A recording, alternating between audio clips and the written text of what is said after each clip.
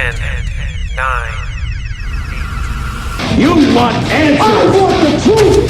Get ready for two guys who can't handle the truth. I want the truth! You can't handle the truth! But we can. Dave Palumbo, Chris Aceto. RxMuscle.com presents Heavy Muscle Radio. Watch out! Welcome to another episode of Heavy Muscle Radio. I'm Dave Palumbo, and as always, I'm joined by the technician, Chris Aceto, on this, what is it, March 23rd, 2020 evening. And Chris, I don't even, what day is this of the coronavirus? I can't get a mask, Dave, anywhere. I'm dead serious. You can't buy a mask. I have a guy who contacted me. He said he can get unlimited masks from over, I don't know where he is in Europe. And Trump said a little piece of paperwork's as good as a mask. If you put hand sanitizer, which you can't get either on it. Maybe you and I should go in the mask business. I got this guy who's got a connection. Masks, you want to sell paper, masks? platinum steroids. That's where the money is. Yeah, maybe if we sell masks, we can make back some of the money, we're losing from business, Yeah, well, you know what? We're not the only ones. Everyone's in the same. We're all in the Titanic. Mm-hmm. And, the thing with the virus, Dave, we don't know if it's a iceberg. Like when you see an iceberg. Yeah, sure. You don't know how big it is underneath. Well, you don't know what, because 3/4 of it's under the water. Yeah. So, we have no visibility. It reminds me of, the unknown of it reminds me when I had a boat in Maine. Yeah. And when you have a boat in Maine, we have the worst fog ever. And when a fog comes in on when you're on a boat in Maine, very scary. It gets so bad that if you're 30 feet in front of the boat, on my boat that I used to have with you, let's say at Amanda, I can't even see you. Right. And the first thing you do, and this is the economy. Do you anchor? I had all the every single high-tech navigational device from autopilot to radar.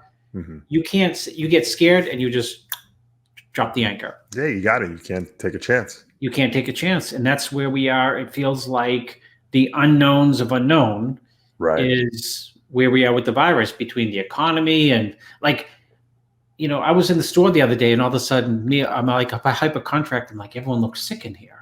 The people with bags under their eyes. Well, when I'm in the store, I feel like it's the night of the Walking Dead because no one will look at each other. Right? It's like people are afraid if you look at you, you're going to catch the disease. They get it. I go out, but no one in my house leaves the house. I go out. They send me out into the abyss to get the groceries and stuff like that. And I'm walking through the supermarket and people look at no one wants to make eye contact. It's like and they're telling you not to make eye contact. They're telling you not to go near anyone. The CDC. Meanwhile, I got some guy. He comes up to me in Sam's Club, and he's like, he's a throwback from the 70s and 80s of bodybuilding scene. He's like, Palumbo. Yeah, spitting. Palumbo. He's a nice guy. No, just looks like Dave Palumbo. It's not me. I used to live in New York. I wanted to stop and talk to him. He knew all the same people as me. But then I'm like saying to myself, if I bring coronavirus home, I'm going to doom my whole household. So I don't know. It's crazy. It's sad, the way what's going on. It's funny. We always talk about how isolated no one communicates anymore. No one calls each other, right? Because we have cell phones. This is like one level even further than that. You know what? Hey guys, we know no one communicates anymore. Now we don't even want you to even look at each other and talk to each other. If you see each other in person, just avoid each other. It's like soon we're going to have to be talking virtually to each other. No one will be able to communicate with each other anymore, like in a live one-to-one sense. Like you can't touch anyone, you can't be near anyone. You have to just completely be in isolation, and it's scary.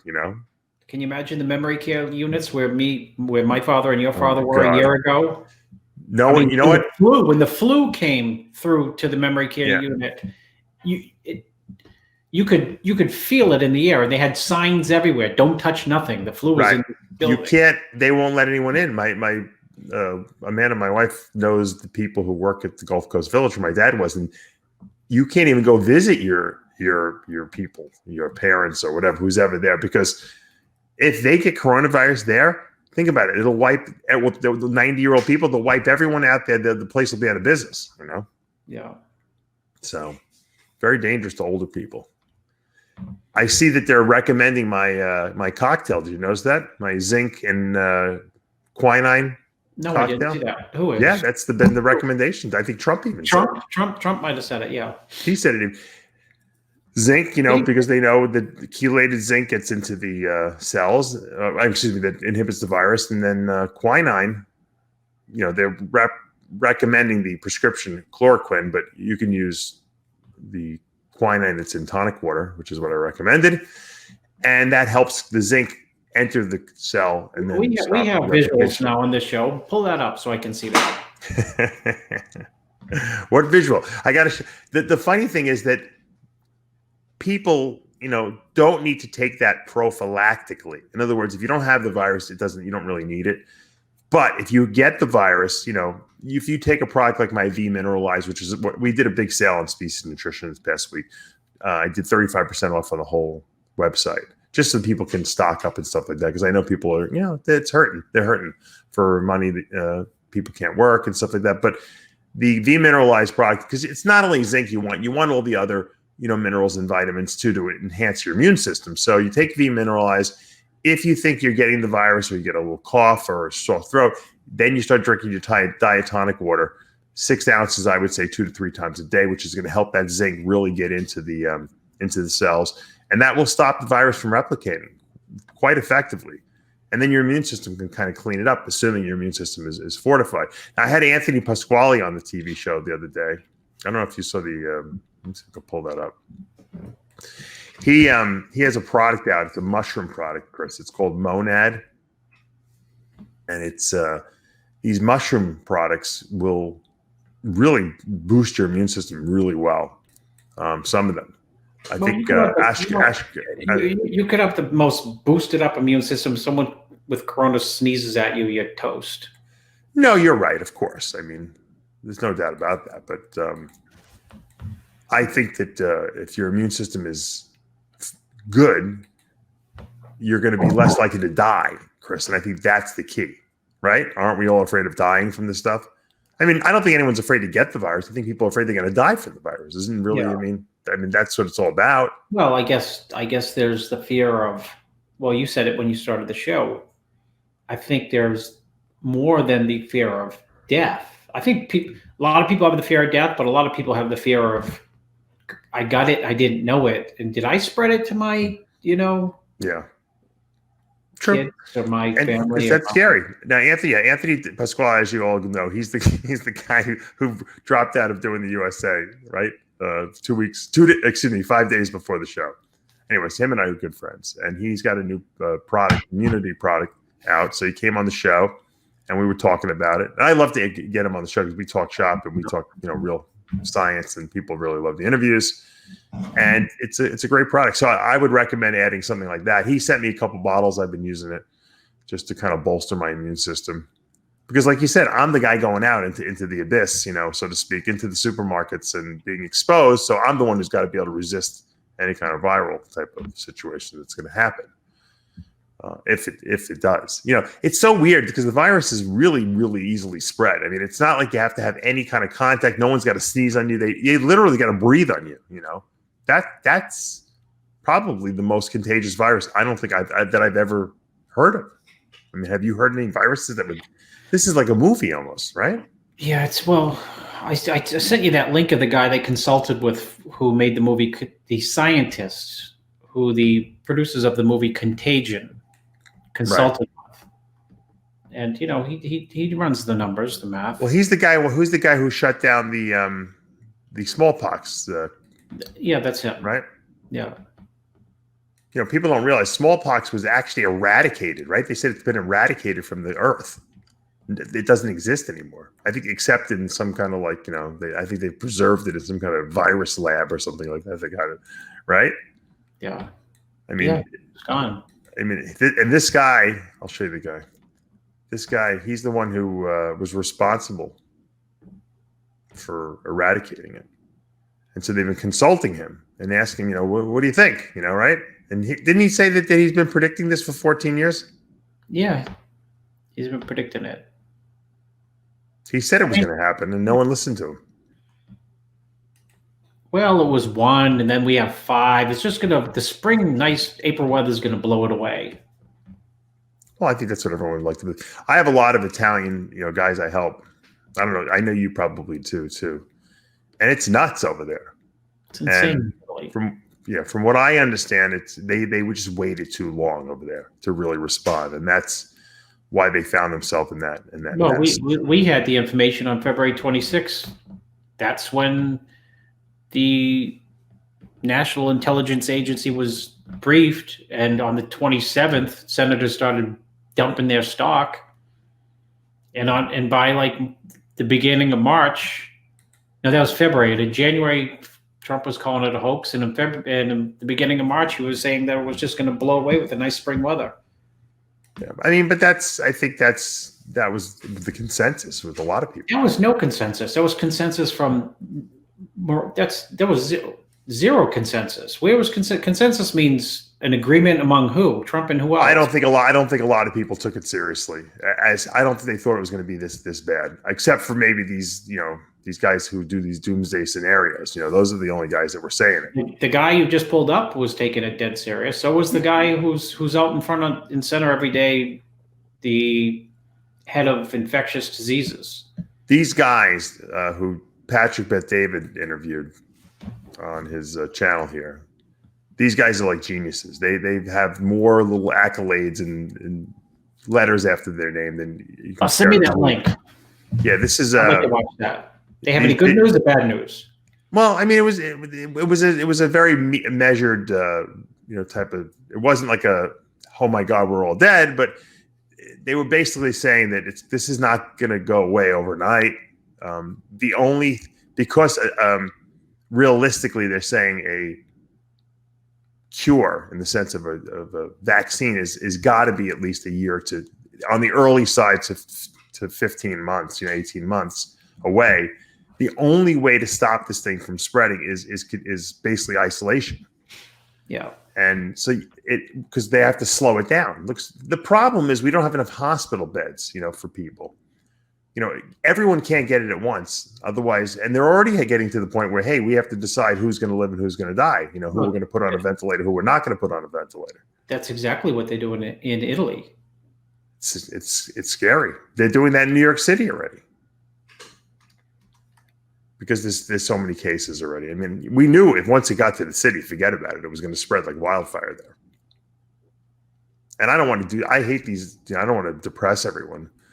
But I think it's important that we just mention all this stuff that's going on. But this is a great interview that Patrick Bet-David does on Valuetainment channel. If you guys want to watch it, I felt it was a fair assessment rather than these, because there's people that go, there's the people who are like, everyone's going to die. And then there's the people who are like, oh, we're going out and having coronavirus parties, these young kids.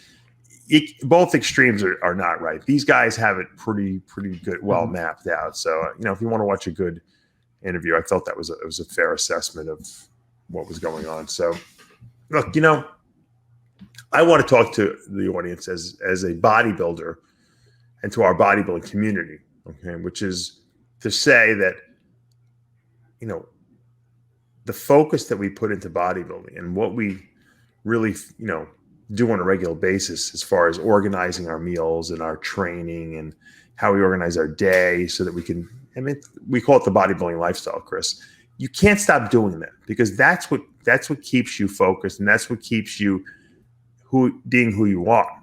Just because might not have a bodybuilding show for the next 6 months, who knows, or 3 months or more, doesn't mean you stop training. It doesn't mean you stop eating properly. It doesn't mean you stop focusing on what your goals are, because we're gonna get past this. And you know what? You're gonna find yourself so far behind everyone else. I tell the guys that are like machines, they have their own gyms, or they have no guys who have private gyms they're training at, and they're still eating properly. I said, you guys are gonna pass everyone. There's a lot of people that just like to throw their arms up and say, oh, there's nothing I could do about it. Right, Chris? I mean, you could always do something. And I'm going to try to do a video this coming week about how to train at your house. I mean, you don't need a lot of equipment. I tell people, go on Craigslist, go on Facebook Marketplace. You can find people getting rid of dumbbells. They're practically giving them away. They just want them out of the house, out of the garage. You buy some dumbbells, even if you buy up to 50-pound dumbbells. I mean, you don't need 150-pound dumbbells to maintain muscle. You can do your arms, you can do your shoulders, you can do your chest, you can do pull-ups for back, you can do, squats and lunges holding the dumbbells. You just have to stimulate the muscle, and you'll find, and Chris, you could probably validate this, that if you really, really focus on exercise form, execution, range of motion, squeezing, that you actually might become a better bodybuilder 6 months down the road when you do go back to your normal gym, because you had to put so much mental focus on just what you have. And you have to appreciate almost like just having a basic gym in your house, just the basics. I think we all forget about the basics because we get so obsessed with these, quote, super gyms that are out there nowadays, that we have to have 600 machines. Otherwise, we can't get an effective workout out. And I just don't buy into that. I think you can work out anywhere. I just realized I have a gym in my house. Is that ridiculous? Do you really? Yeah. Your wife probably uses it, right? Well, it's in the attic, and it's got like toys and kids' clothes from like. Oh, really? So you better dig it out. Everyone's digging their gyms out. I got a treadmill up there. Just realized. Right. Too bad you don't work out anyway. So it's for you, it doesn't matter. I have plenty of time now. I'm home all day. Maybe you can rent it out. Maybe you can create a little gym so you can make some income for yourself, though. I can do it like an Airbnb gym since I can't do Airbnb. That's right. And bodybuilders come over and pay $5 a workout. Exactly. Unbelievable. But yeah, I mean, so I don't want to hear people talking negative and saying I can't do this or I can't do that or I can't. Stay focused and organized. Don't tell me you can't get protein. You can go on Amazon. You can order salmon packets from Bumblebee. Okay. That you can still order protein powder. We've been selling a ton of Isolize because people are stocking up. You got your carbs that are easy, right? Rice and potato. I mean, you can stockpile rice for the next 100 years. Okay. There's no excuses. You can buy bottles of macadamia nut oil, from our Species Nutrition site. There's your fats, nuts. I mean, there's no excuse. Yeah, you might have to eat a lot of the same stuff. You might not have the range of what you normally eat, but don't tell me just because you can't buy red meat in the store because every lunatic out there is loading their freezer up with red meat. Like, what? Just call a guy 16 up. Go hunting if you have to get your fucking red meat, right? My point is that there's always food. This is really funny, Chris. I did a video where I said, I wrote a book after I got out of prison, Perfect Prison Physique, how to train in prison using the commissary food, which is basically tuna packets. Okay. Peanuts, rice, noodles, how to train if you have a little bit of a weight pit or if you have nothing. Okay.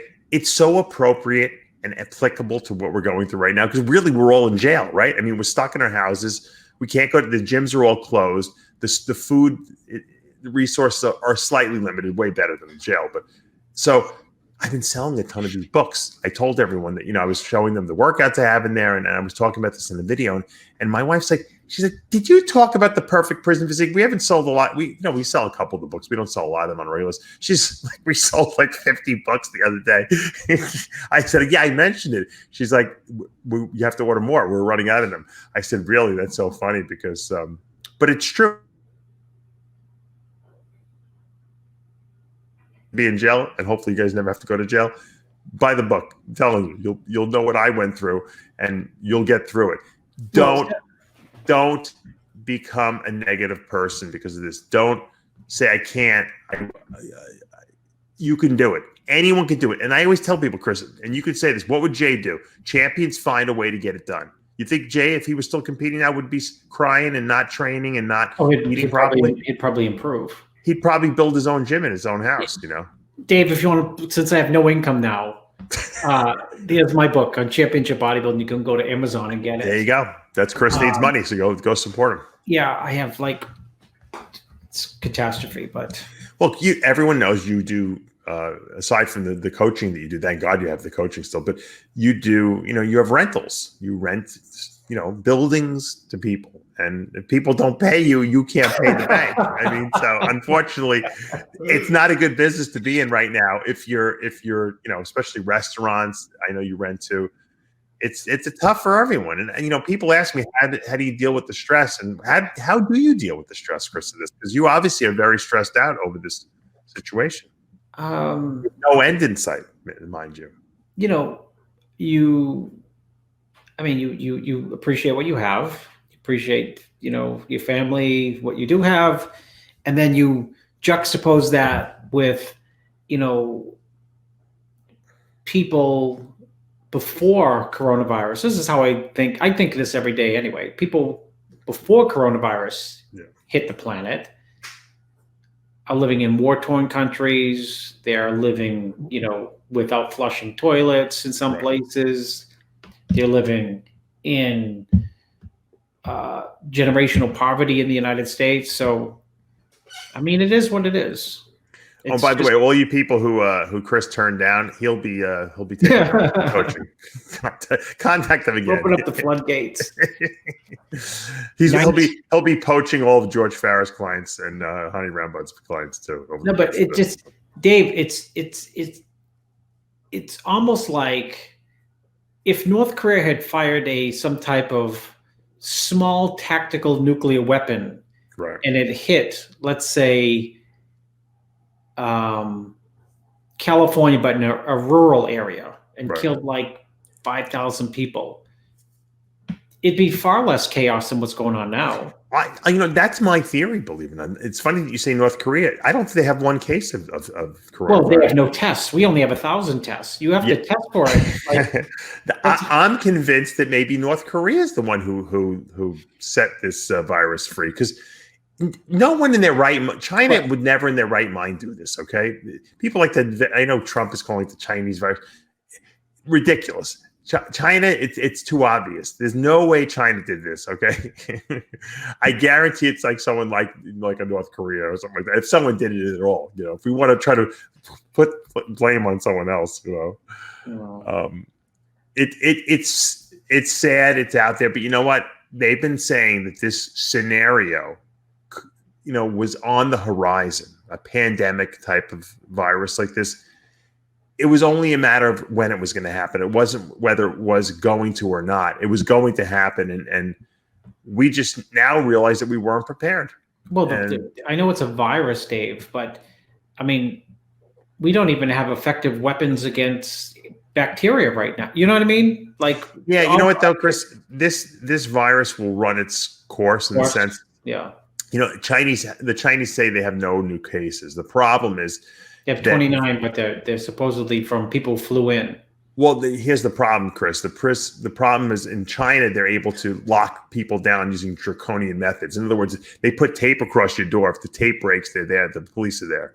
You can't leave. I mean, so they really have an effective quarantine that they can actually put on their people and actually enforce it, whereas we can't do that. Okay, so they stopped it. The problem is now they want to start sending people back to work because they don't want the economy to fall apart, right? But as soon as they start sending people back to work, according to the Patrick Bet-David interview I watched, there's going to be more cases coming out again. So Dave, I didn't even have to see that interview. That was one of the questions that I had for you is what happens when, you know, there's an assumption that, oh, we don't have coronavirus. Right. What happens when people start mingling, because it's like it's a bed bug. Right. They want to flatten the curve, but it's still around. Yeah. You only need one person sneezing and coughing, and then it just replicates and replicates and replicates. That's the problem. And then you have another new wave. What do you shut down everything again? That's why I think that we're in this for the long haul, which is kind of like, you know what, we thought World War III was going to be like ballistic missiles and nukes. Yeah, no way. It's virus. It's going to be sneezes and coughs. Yeah, it's sad. It's sad. But, I mean, I thought of that. It's like World War III. Well, think about if there would have been a more virulent virus out there, meaning that it was killing people, like everyone. Like it's a 2% or something like that kill rate, which is still, no one wants to die at all. But I'm just saying, imagine if it was a 50% or 75% kill rate.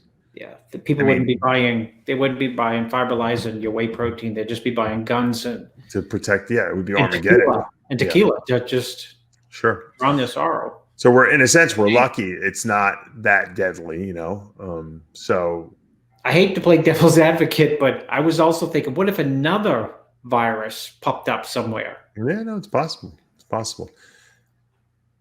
So the question is, how long is this are we going to be like this? Yeah, and I think it's going to be I think it's going to be longer than people. You want to make a prediction? Well, first of all, I think the school year is canceled. I don't think we're going to see anyone go back to school. Never going back to school. Yeah, not for this year. We're right in my house. We're right back to where we started, homeschool. Back to homeschool. Should have never left. Yeah. Yep. And I feel bad for the kids who have to apply to colleges and scholarships and sports because that's a nightmare. I feel really bad for the kids with that. But here's the question: we're a bodybuilding, TV show now, in addition to radio. And people want to know: are we going to get to compete? And the answer to that question is: I don't know. I don't know when. I know Jim Mannion pushed everything back to after May 10th. There's a possibility. It doesn't seem that likely. I know they also just recently did a video on it. They extended the Olympia qualification time period to go up to the end of August. So August, I think, 29th. So any show during August now, whereas before that, I think the cutoff was August 1st, or the Tampa Pro Show was the last qualifier. Now you get an extra month, which I don't know what that's going to do, Chris. It's only an extra 4 shows, really, because it's 4 weekends, right? I don't think there's going to be enough. You and I discussed this. We're probably going to see a special invite situation occurring because they're not going to have enough guys on the Olympia stage. If we even get to the Olympia to have it. I get back end news for you, Dave. What? There's a lot of people who are tremendous Olympia athletes who we don't know their situation. Right. We don't know their finances. We don't know the pressure they're under. We don't know if, John Smith, who was 4th last year, or 8th, who was, a contender for the Olympia, is not working now. And we don't know if, because his parents are in trouble, that he's supporting them. I mean, there's not a lot of people are going to be able to mentally commit to that level of commitment it takes to get ready for the show. Right. I mean, it's the unknown. It's the gray area. I mean, some people can, but some people will have responsibilities and a financial burden that they might not be able to. Maybe they can make it to the show, but maybe they can't deal with it. Well, I mean, we're in day what, and people are like crazed already. I don't know what the answer is, but can you leave your house? What's the deal where you are? Yeah, we could leave. I mean, restaurants open or closed? Some of them are open. I think Florida's a little bit, at least where I am, is a little not as locked down as like some other places. Miami's locked down like an iron fist. I was at the bagel store the other day, took some bagels out, got some food. I know you can order, like Outback, you can order and they'll deliver it to you. That's scary. Yeah, but they're saying a contact-free delivery. Like you just pay on the phone with your credit card, they drop it at your front door. I know, but as Amanda says, they're still touching the food. Right? For God's sakes. Yeah. Who's touching the containers? Right, I don't know. What's an Uber driver like? This is my rationale. I go to 7-Eleven. I get my coffee there. I'm a coffee drinker. I turned into a coffee drink. I knew you would eventually. Thank you very much. Because if we have a run on that, dude, then this show is over. Well, here's the thing: the virus only doesn't live over 133 degrees. So I buy scalding hot coffee at 7-Eleven, and I burn the roof of my mouth drinking it just so I can burn off all the coronavirus in my throat. No, seriously, you know what I do when I come back after going out? I've read a couple different things. I gargle with salt water. Because what happens is the coronavirus will seat itself in your throat. Okay, that's how it gets down to your lungs. So the first 4 days before you even know you have it, it's incubating in your throat. It hasn't gone anywhere. So as long as you keep it out of there, and you knock it out right there, it's not going into your lungs. So you're not going to get it. It's got to really take root for 4 days of incubation. So when I get back in, I gargle with salt water, warm. Hot, almost hot salt water, really, because the heat will kill the virus and then the salt will kill the virus. Any kind of antiseptic will do the same thing. You can do like even warm, like Listerine or something like that. I wash my hands and face and my arms. I change my shirt because it can live on cloth. And that's my, and I'll Windex down my car and everything like that. I try not to touch the doors of the places, or I use a paper towel. I pull the old Greek trick. I bring Windex. I spray Windex on everything. You ever watch that movie, My Dumb Greek Wedding? Yeah. Everything with Windex. They cure everything with Windex. So that's my procedure. Who knows? You can't live. I don't live in fear, but I try not to take unnecessary risks. Yeah. I'd love to, I feel bad that my kids can't go out, but I have a big piece of property. So, we go outside and we do field trips in my house. We play in the garden. We dig, we spray each other with the hose. We have a pool. So, I mean, and it's warm here. So it's 80s every day. So we're not really suffering, like a lot of people. I know people in Manhattan are locked in a fucking 2x2 apartment. They can't leave. They don't know what to do with themselves. If I was in that, I already know if I was in that situation. I've analyzed all the different situations. If I was in that situation without kids, locked in an apartment, I would finally write the book that I said I would never. I don't have enough time to write. I would write it because that's what you guys have to do. If you're locked down and you can't go anywhere, use the time productively. Don't fucking sit there and complain and drink alcohol and smoke weed and just waste the time. Use it productively. When I was in prison, I used the time productively. I wrote, I read, I made myself a better person so that when I got out, just like when this virus is over and you guys get out and everything's back to normal, you will have benefited from this time. You used it productively. Don't use it negatively. Just like Chris knows, he'll be back. His buildings will be making money again. And maybe not, but go ahead. You'll be fine. You'll be fine. Because you know what? Luckily, the government understands what's going on, and they don't want all the businesses in this country to collapse. So they're gonna forgive people for missing mortgage payments and stuff like that, and missing rent and credit card payments and stuff like that.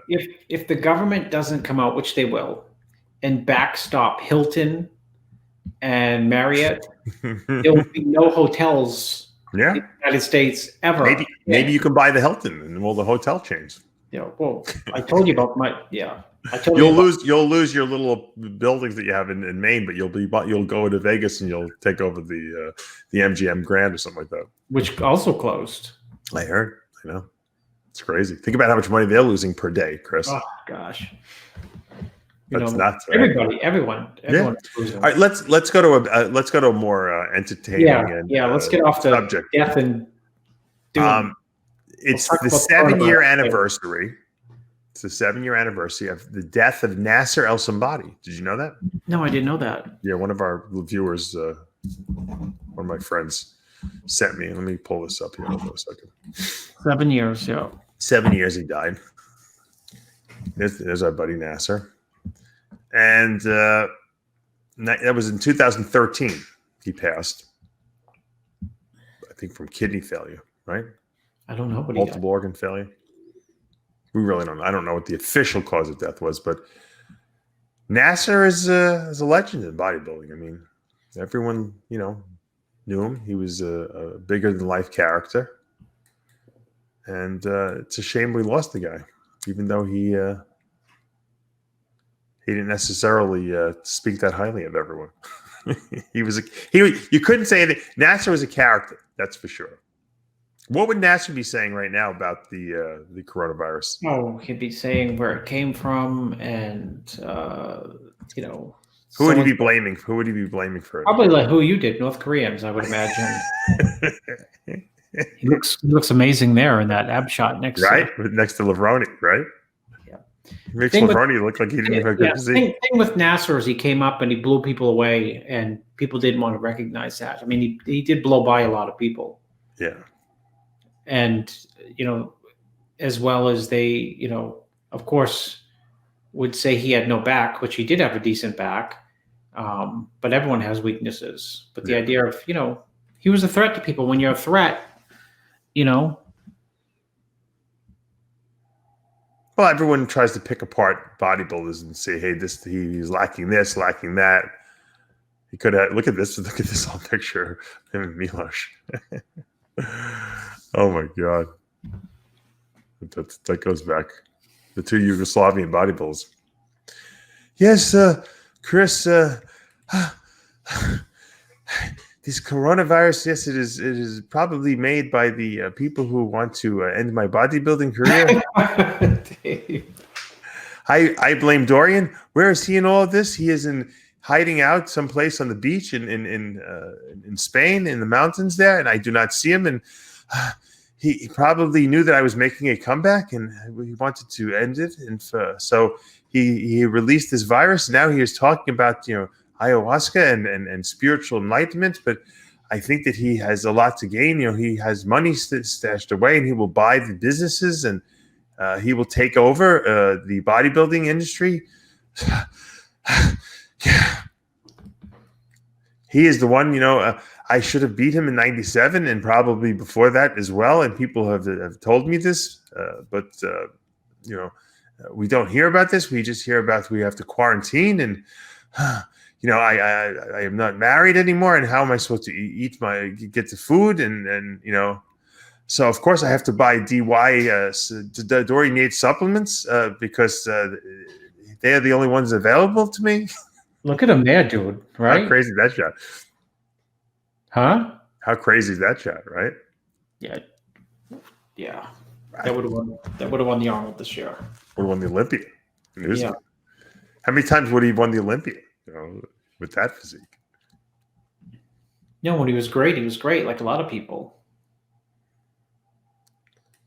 Look at that shot with Eddie Robinson. Eddie Robinson fucked himself up, right? Broke his back in the gym squatting recently. A year or two ago. I didn't hear that. No, I didn't know that. Yeah. He really screwed himself. And he was a strong, crazy powerlifting guy too. Yeah. Back in the day. Massive. You ever look at all the guys with the massive physiques? They have one thing in common. They all lift really heavy weights. Now, that they also tend to get injured more. But hey, if you want to be the greatest bodybuilder of all time, you got to lay it on the line, right? Unless you're a genetically gifted freak, like Paul Dillette, who can lift 20-pound dumbbells and get 30-inch arms. Most people have to lift heavy weights. Yeah, Nasser looks wild there. Yeah, that's good. I always love that shot. I see Flex Wheeler has been posting pictures. I don't know if you've seen him. No, I saw prosthetic leg. I saw him at the Arnold. What did you talk to him? I said hello, and I saw him with Cormier. I ran into Cormier, then I saw him, and he was in really good spirits. Yeah, really, really good. He's showing his prosthetic off now. I guess he's been working with it, and crazy, right? Yeah, but I think he's in a pretty good mental state. I think he was in good spirits. I don't mean that in every sense of the way. Good, like very. You can tell when somebody is trying to put on a good face, versus like in a good place. And to me, he was in a great place. Really, probably ironically, the best I've seen him ever. I think he can be a great advocate for anything because he's overcome so much. Special Olympics now for the wheelchair bodybuilding guys. I think he could be like the to really champion the underdog. Here was a guy who had everything, was one of the most genetically gifted bodybuilders of all time, and is really will go down as probably one of the greatest bodybuilders of all time, even though he never won the Olympia. It doesn't even matter because he had one of the greatest physiques of all time. And he had it all taken away from him. First, because of the kidney transplant. Well, Dave, he had the car crash with the neck crack. Right. But that lucky he came back from that. But this is, take your leg away. I mean, come on, as a bodybuilder, that's terrible. I'm feel bad for myself sometimes because my quad tear never really healed properly, and I can't really train legs and stuff like that. But I could walk on my leg. He lost his leg. This is a guy who had everything given to him and then everything taken away from him. And if he can come back and mentally, talk to people and be the voice of, positive thoughts and looking at the positive side of things and rebuilding your life after having everything stripped away from you, then, anyone can do it, right? If you see Flex talk and once he starts giving speeches, he's going to be a guy who's going to go on the circuit. I'm telling you, who can't get motivated by that? Here, look at you show his physique and you show him now and you show him what he's doing. He can help a lot of people, I think. And I think this is his calling in life, really. I think people never really know what their calling is. Sometimes they're like, why am I here? Well, I don't think anyone's here to be the best bodybuilder in the world. I think Dorian said that best. I was a great Olympia champ, but that wasn't the reason I was put here on this earth. There's no way that God made me so I could be a bodybuilding champ. He made him a great bodybuilding champ so that he could be a spokesperson. He can, hopefully, use that pulpit to be more, just like Jay does, So I think Flex really never really knew where he fit in after bodybuilding in this world. And I think now he has a niche for himself that I think he can really, exploit and be great at, and maybe give him a better reason even to be alive than when he was bodybuilding, because bodybuilding is a very selfish endeavor. You know that. Well, it's a short outside of Dexter too. For most people, it's a short, like everything, period of your life. College is short. High school is short. Mm-hmm. It's very ego and selfish driven too. You know that. We know that. Well, I mean, a lot of things. It's me. A lot of business is me. A lot of times. Well, yeah, but you know what I'm saying. This is me in the sense that, to the exclusion of everyone, including your family sometimes. I mean, I'm so happy that I got that out of my way before I actually decided to have kids.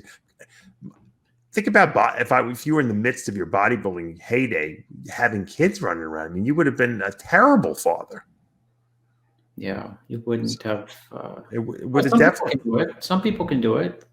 Yeah, how many people really pulled it off? I mean, you could say Lee Haney, but I bet his wife did a lot of the pulled a lot of the. Ask the wife. Wives do a lot of everything. Yeah, but bodybuilders and not bodybuilders. Even Dorian says it. He says my wife did everything. Yeah. Yeah, he admitted it. He said I was not a great dad. While I was competing, I was terrible. Because he was consumed with what he had to do bodybuilding wise to be the best in the world. I just gave a talk to one of my guys, younger guys today. He's like, I don't know. I feel lost because of this whole virus thing. And I'm like, you have access to a gym. You got food. You got a family that supports you. Use this time productively. I said, you could actually jump ahead of people now because you actually have stuff that a lot of people don't have. And he's like, you're right. I never thought of it that way. I said, if you want to be a champion, you find a way to make it happen. You don't look and complain and say, oh, I see, this is why I didn't succeed. No, because everyone's in the same boat. Everyone's in the same boat. So use this. Don't use this as an excuse why you can't. Use this as an excuse why you can. You show people, hey, I'll find a way no matter what to get to the gym, to get my workout in, and to get my food in. That's your job right now. No one's competing right now, so you don't have to even really worry about dieting. I mean, I know some people are dieting, and I'm dieting guys for shows because I'm hoping, I'm hoping the New York Pro is going to take place. I'm hoping the USA is going to be around. I'm hoping the Masters Nationals is going to take place. You have to train with that in mind. You can't say, okay, I'm just going to stop dieting, because what if it does? What if in a month everyone's like, okay, you know what, the virus flattened out. It seems to be under control. We have some antivirals we're using. People are getting over it. No one's dying anymore.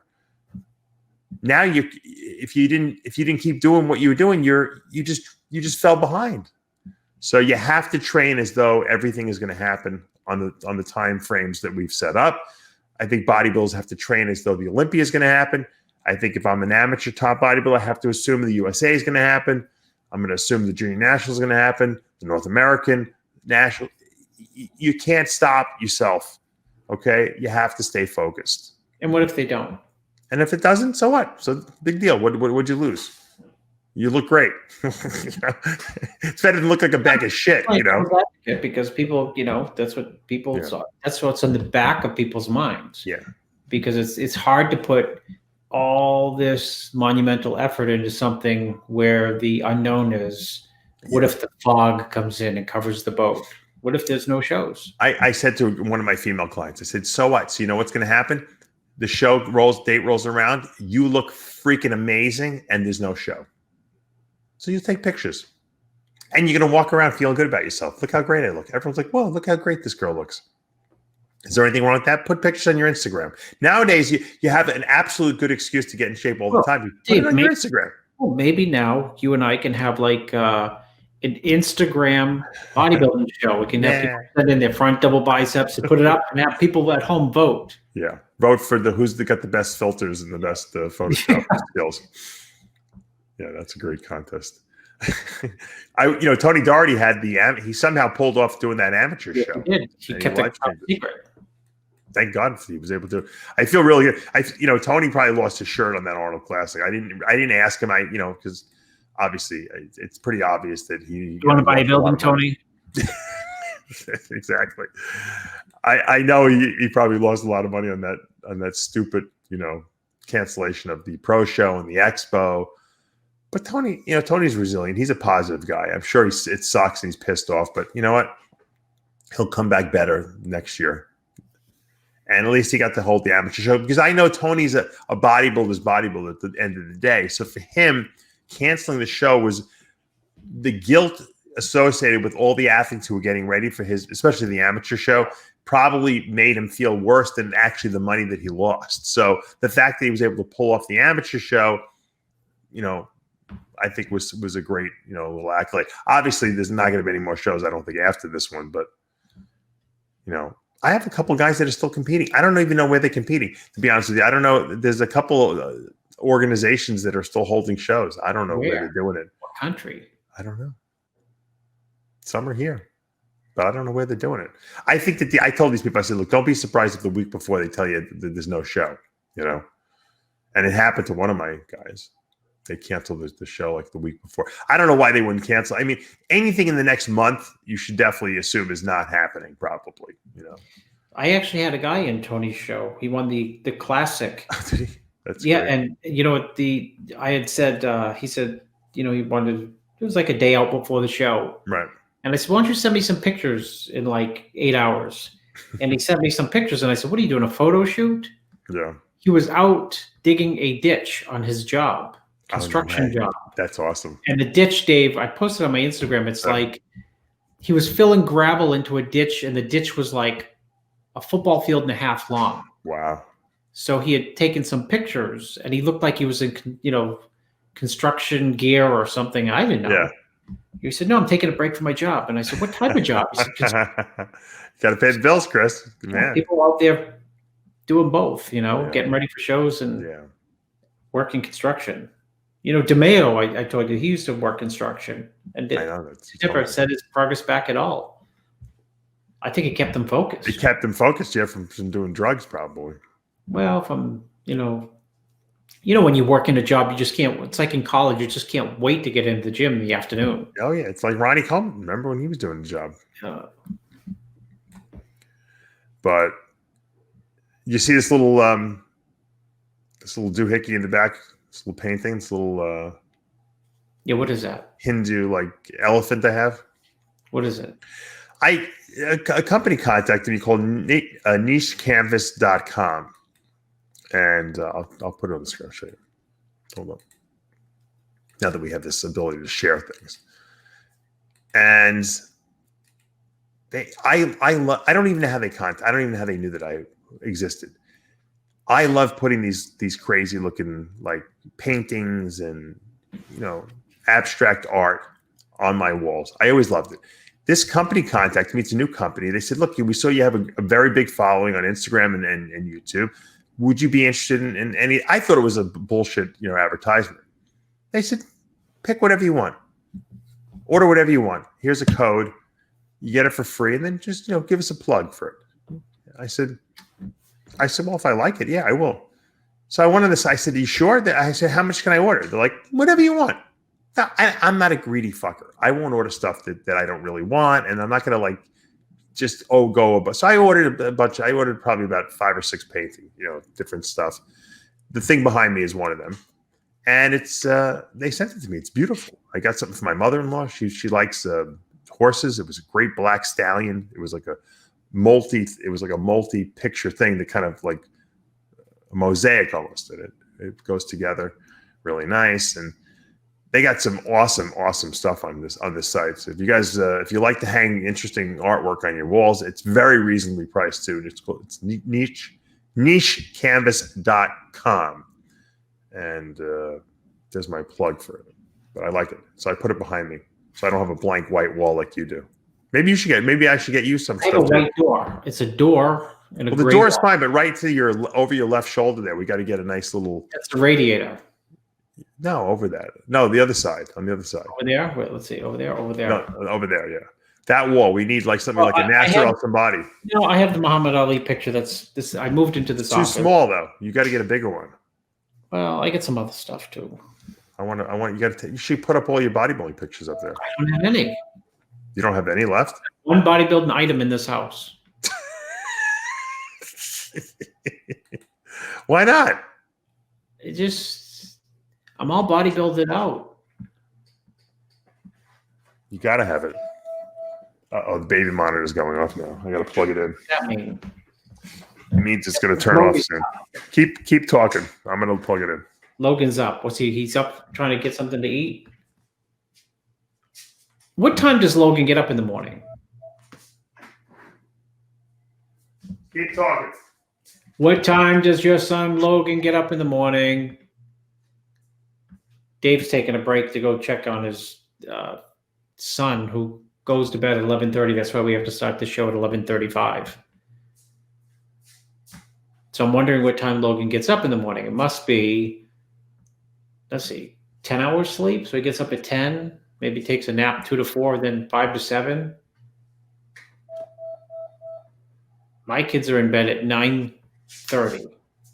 9:30 for the older ones. And the 6-year-old goes to bed, Dave, at 7:30 or 7 to 8 o'clock. And he's up at 7 a.m.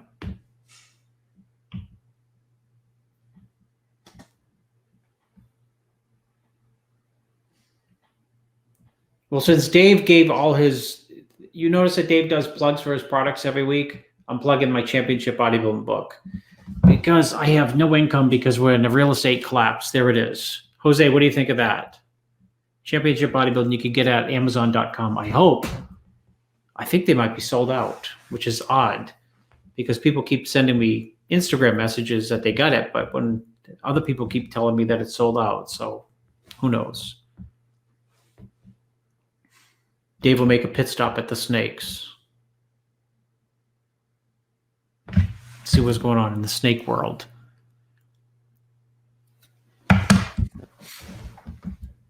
You think Dave talks like Nasser around his house sometimes? Probably. Dave's not going to be able to, I'm making fun of Dave now. Dave, you're not going to be able to have your secrets of making a bodybuilding guru coming up, because unless you sit the people like 12 feet apart, and I know your house is not big enough for that, unless you have it outside, you can have a little squeegee board, talk about diets to the people. I think we'll hear him coming. Somebody's coming. Yeah, there I am, back. I just made fun of you when you were gone, but go ahead. Oh, good. What'd you talk about? Well, I said you won't be able to have your secrets of the making the bodybuilding guru class. I didn't think about that. I was going to set a date. I'm glad I didn't. On a competing channel, your buddy is out there saying that all gurus are, useless. Yeah. Maybe I should do it virtually. I was against it. Valentino. Oh, yeah. Yeah, well, he just got Valentino is a very good friend of mine, first of all. He is a I don't want to talk bad about anyone, but I will. He just had cancer surgery. He has a huge, huge slice in his neck. Terrible. I mean, he was in intensive care. I mean, I think it all came out very good, but, it was a serious surgery. It was not, routine, like, removing a pimple from your ass type of thing. Let me see if I could pull up something where I think he had a video on it or something like that. It was a serious, serious surgery. And I wouldn't, you went through cancer. Luckily, you didn't have to have any kind of surgery on it. Well, I had to have it cut out. So right, but it wasn't like. What time does Logan get up in the morning? I asked the viewers that. We're trying to take a poll. He sometimes he sleeps late, sometimes he gets up really early, and he wants to watch videos and stuff like that. Oh, here, hold on. Let's just show this Greg thing. Here he is. Wow. Look at that. Look at that slice. Wow. Yeah. What was it? Esophagus cancer? No, it was it was like a throat. It was like some kind of like, part of his back of his throat, his tonsils and stuff like that. It was, he loves to drain things on video, doesn't he? Yeah. He used to drain his arms. Now he's training his. And Dave, what was the cause? Do they know? No, they think maybe it could have been human papillomavirus. I don't know. Look, you can't even talk. Yeah, he's doing good though, huh? I haven't talked to him. I talked to his girlfriend. He can't really speak. He's messed up. It's a serious surgery. They had to go in there and because what they do is they want to cut out all the surrounding tissue that can potentially have spread to. So they overdo it, which is good because that from what he tells me they can't really do radiation in that area. It's very dangerous, I guess. So hopefully they got it all out. I'm sure once he's able to speak again and he's healing up, probably by next week, we'll get him back on the TV show after hours, and he'll tell us the whole story. But it's not something you want to go through. And you know what the weird thing was? The doctor who took out the original nodule he had there, she thought it was like, and she does this all the time. She absolutely didn't think there was anything. She thought it was just going to be like a routine little removal, and he'd be fine, and that would be it. She was shocked to find out that it was actually cancer, believe it or not. So we send out tons of prayers, healing energy. I love you, Greg. I miss you, man. I can't wait to get you back on the TV show and talk to you again. And hopefully everything's going to be great. So, look, we all go through, Chris, you went through this in your life, and we all go through times where we're tested, our not necessarily our life, but sometimes your life is being tested as well. But you're presented with something that seems insurmountable or dangerous or scary or whatever you want to call it. I mean, this coronavirus is scary financially for people more so than it is, as far as from a health risk standpoint. But you have to how you overcome these things though is what makes up your character. What kind of character are you? How resilient are you? I know Greg's very resilient. He'll get through this. I know you're very resilient. Look at you got through cancer. I mean, after cancer, you probably laugh at all this other shit, like it's a joke because it really is. I mean, when you're faced with losing your life versus losing, a few bucks, there's nothing to even talk about at that point. It's more than a few, but but you know what I mean? You could always make more money. You can't.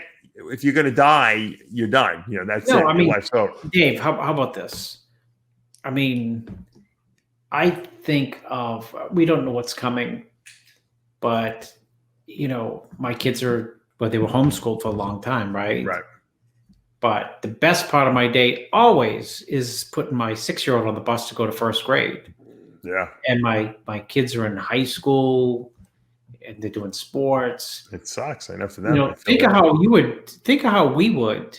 I mean, I don't know how I would take it. I don't know if I would have the tools when I was 6 years old or 14 years old or 16-year-old, like my kids, to be able to know how to respond and cope with the idea of, we're home for a while. Are they going to lose the school? How is this going to work, you think? Are they going to make these kids repeat the school year? I think no one's thought about it. Like my kids are like back into the homeschool swing, right? Yeah. and like the school system is like, oh, we're going to do this online. You're not set up to do it. No. Are they going to just pass? Are they going to just like pass everyone? No, I mean, these kids, they have no idea how to do stuff online because they're not in online schools. They're just a regular, like every other high school, public high school. So they're not going to be learning. My kids were doing algebra today. I don't know how to do it. My wife does, but they were doing algebra. And the point is not them. The point is, kids getting lost during this period.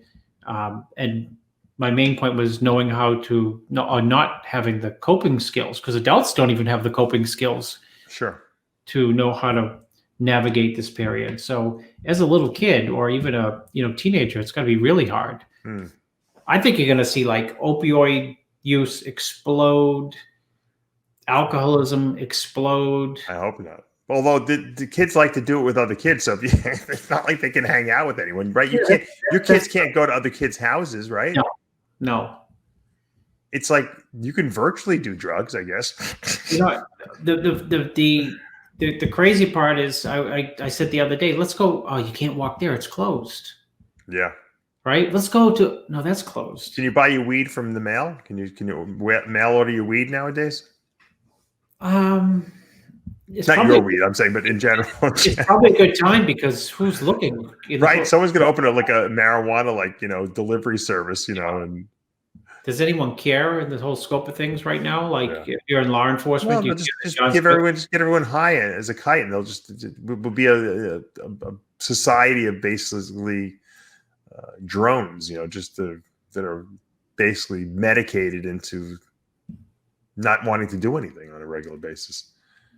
Look, for most people, staying home is like a death sentence. Like they don't know, they want to kill themselves. They're so depressed. For me, I feel like I'm getting more work done, more productive. You want to laugh? You want to laugh, Dave? What? You want to know how true that is? I have tons of cancellations for Airbnb. Oh. And now I'm getting the second wave of people wanting to stay. And you know who they are? Who? Yeah. My name's Dave Palumbo. Are you available? Is it available on the 27th and 28th? Yes, it is.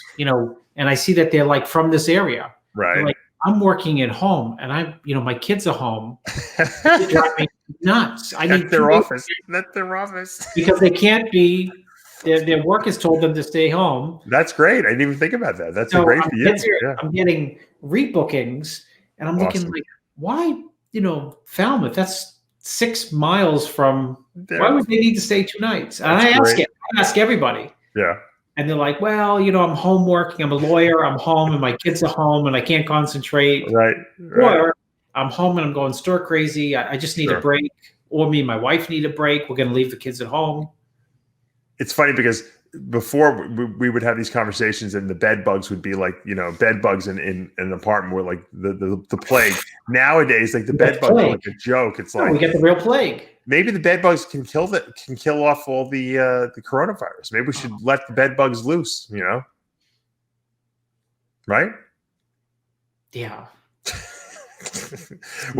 Someone's going to come up with this vaccine, but we didn't know. But if you take bed bugs and you actually put them inside of pig blood and they develop antibodies and you inject that into people, it kills fucking coronavirus. I'll tell you what, the person who invents the first anything to combat coronavirus that allows people to be social again, that person's name will go down in history.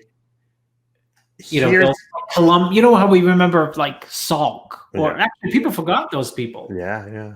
But here's the thing: a lot of people, I guess conspiracy people, and I'm a little conspiratorial in the sense because the whole thing is very suspicious. The whole way this whole virus came out, they all think that whoever created the virus, if someone did, already has the vaccine for it. I knew you were going to say that. And they're going to be selling us the vaccine pretty soon now that we're all in panic, right? And we'll pay anything for it. It's like it's like you're being, ransom. It's like you're paying, right?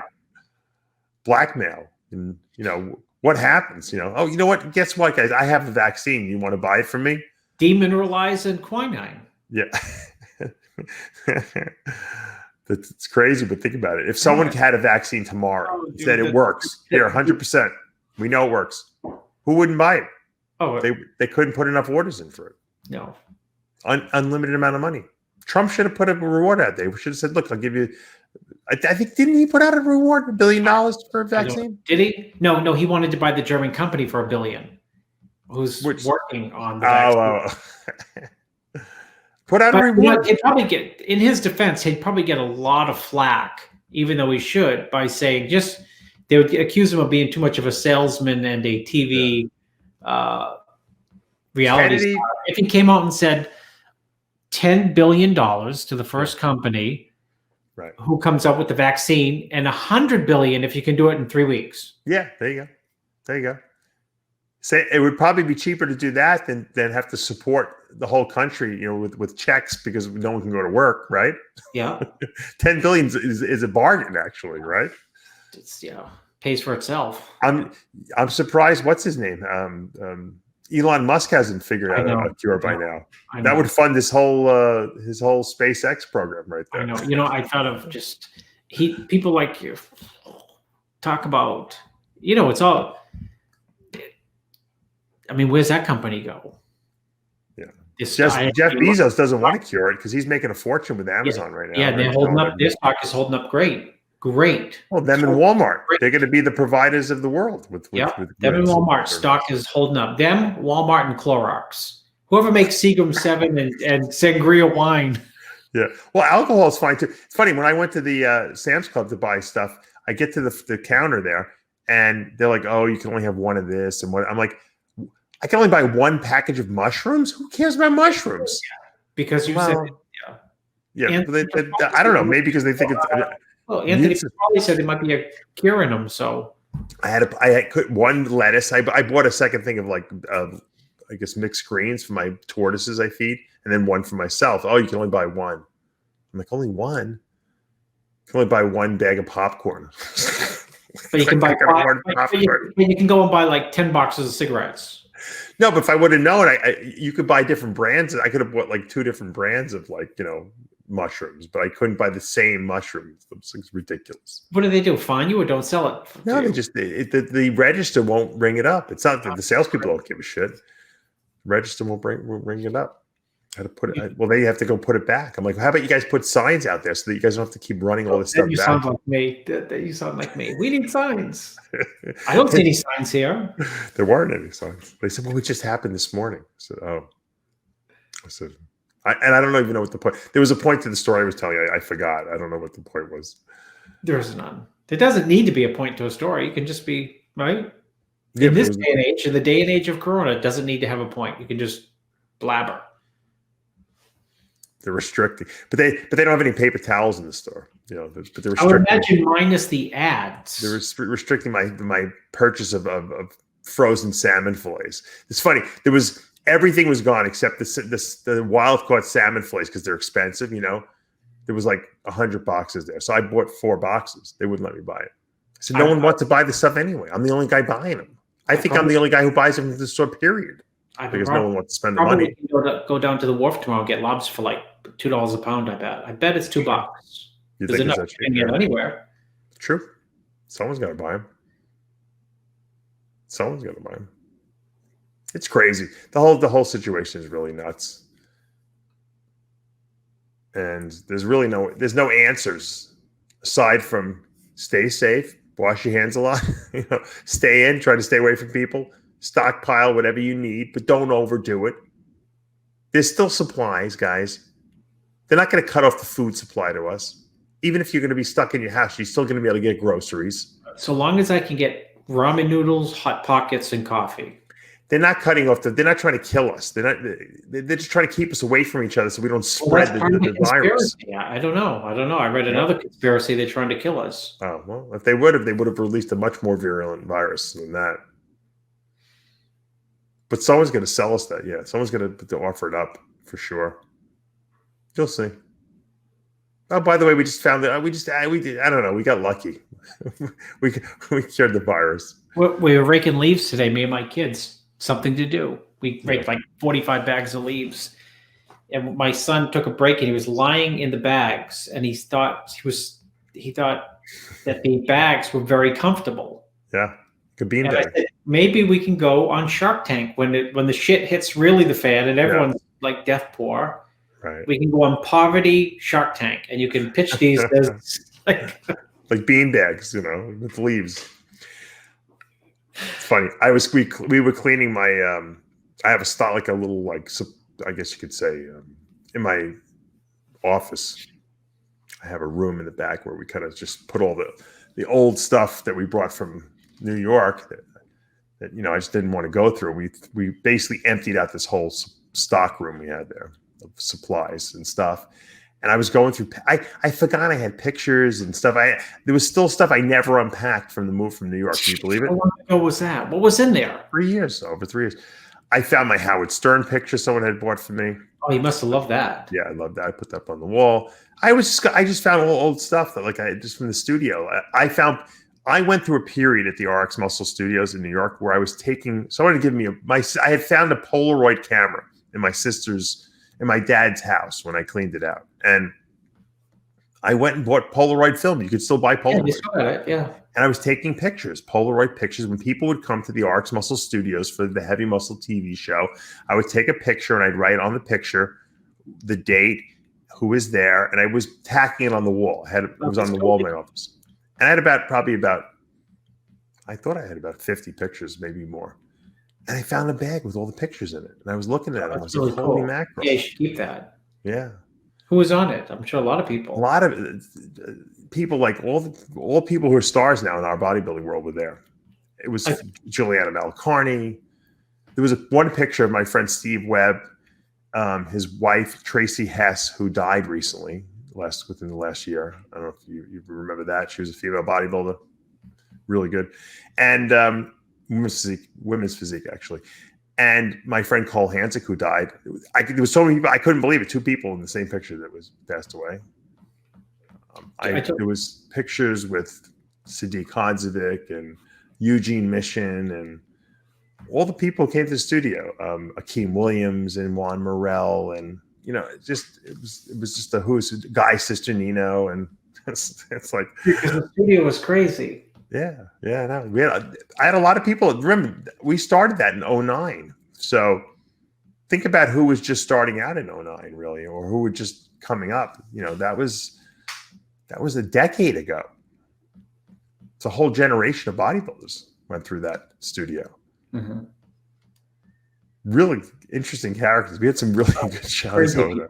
Yeah. So that was like memory lane. I went down memory lane. Well, I told you when Polaroid cameras, Jay used to send you Polaroids, right? No, but he used to take pictures with fans. Oh, really? and sell them? Yeah, he'd sell the picture, because people have they have an iPhone now, and they can just say, "Hey, Jay." Frigno did that too, right? I don't know, but I think Jay probably pioneered it. I would be. I think he got it from Ferrigno. Maybe. He didn't charge what Frigno charged, but he didn't charge $20, but he probably charged $10 there, right? I don't know. No, I think he charged $5. I'll have to ask him. That's a good deal. I'll have to ask him how many he sold. He'll know exactly how much he charged and how many total of those he sold in his. He probably knows exactly how much money he made from it. Yeah, of course he does. I see he's got his website's doing well. Supplement company's doing really well. He's a bit like I said, Jay likes business. He does what he does because at this point in life, he's made enough money. He doesn't really need, he could probably retire and never work another day in his life, but he does what he likes. And I think he really loves the whole bodybuilding thing. I wonder what he's doing with himself. He's not traveling now. He's got to be landlocked. What does Jay do on a daily basis? We should get him on the TV show. Yeah, get him on the show. Go for his walks, which, every morning. And I don't know what he does. Think about it. You know Jay better than anyone. What would Jay Cutler be doing now? What is he doing now, you think? He gets up in the morning, he goes for a walk, comes home, eats perfectly clean all day, like 8 meals. Does he have a gym in his house?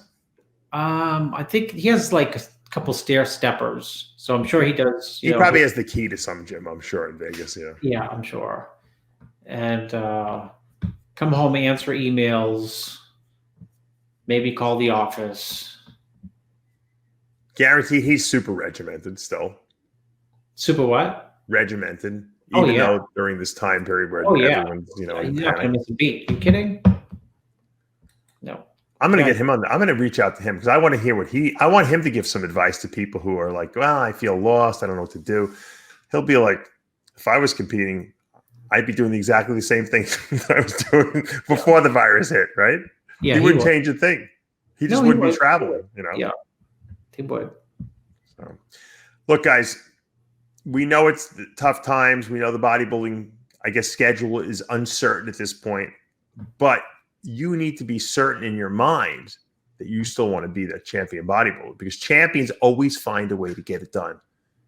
That's one thing consistent. I always said Dorian Yates was a monster guy because you could not beat this guy. He could tear muscles. He could lose pints of blood before the show. The guy showed up at the Olympia and won him every time. He never lost an Olympia that he showed up at, once he won that first one. So that's what you got to have. You got to have that mindset. Look, not everything works out the way we want it to on paper. You have to improvise and find the best solution to what you're presented with. So if the best solution is doing push-ups and pull-ups in your house and eating tuna packets every meal, then that's what you do. If a better solution presents itself tomorrow, where you have access to someone's gym who offered it to you, a home gym that you can train at, or there's a gym in your boss's building, or whatever the case may be, or if someone offers you, 25 filet mignon steaks that they got in their freezer that they want to share with you, great, incorporate it, adapt, but don't give up. That's my advice. Chris, do you want to give some advice to our viewers out there on this? You're going through a lot of stress right now. What's the best advice you could tell people? I'd pick up another hobby. It's a good idea. Pick up another hobby and don't obsess with your bodybuilding. So, do something different. You don't, that doesn't mean you have to walk away from bodybuilding. I don't mean that. Just because, it's easy in anything that you're doing in bodybuilding and business to become one-dimensional. Right. And, one-dimensional feels good, in terms of personal development. It's always good to try different things. I don't know what that means, but, it could simply be reading a book outside your comfort zone, a book that you've, on a topic that you've, a book on politics, a book on religion, a book on economics, a book on sarcasm, could anything, right. Something to, pique your interest and maybe expand your horizon. Good advice. And I want to also send a very well wish out there to Mr. Olympia Chris Dickerson, who fell, I heard. I don't know if he broke his hip. He was in the hospital, had a heart attack. I know he's probably in intensive care still. So we want to send our best wishes out to, what do you win, 1982, right? 82, yeah. 1982, Mr. Olympia. Great guy. I've interviewed him before. He's awesome. So Chris, feel better. Heal up, man. We want you back. I want to overcome. I know this is think about it. This is like the worst time you could obviously be in a hospital because everyone's sick in the hospital. So no one wants to be in a hospital during this time period, but you know what? Things happen. I know Chris is a tough character. He's going to get through this and he'll be back. Greg, we love you. Prayers out to you as well. Get better. We want to see you back on After Hours. Everyone wants to hear your whole story. I'm sure you're going to have some funny ones in that sense as well. And guys, stay positive in these tough times. I promise you tomorrow will be better. And tomorrow the sun will come up, and that's the key. All right, guys. Until next week, remember, as we always say, with Heavy Muscle Radio, truth hurts. Good night, everyone. We'll see you next week.